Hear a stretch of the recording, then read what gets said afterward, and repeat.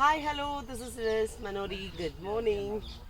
మేము చెట్టులెక్కి మామిడికాయల్ని తెంపుతున్నాము. ఇది మా అవ్వ వాళ్ళ బావి. చిన్నప్పుడు మేము మిరప్పొడి ఉప్పు అన్నీ ఇలా దీనిలో కార్నర్స్లో దాచిపెట్టుకునేది. స్కూల్ నుంచి వచ్చాక చెట్టు ఎక్కేసి కాయలు కోసుకుని పగలగొట్టుకొని అద్దుకొని కూర్చొని పచ్చడి నూరుకొని అక్కడ బండ ఉంది తినేది. సో ఈ బావితో మాకు చాలా అనుబంధం ఉంది.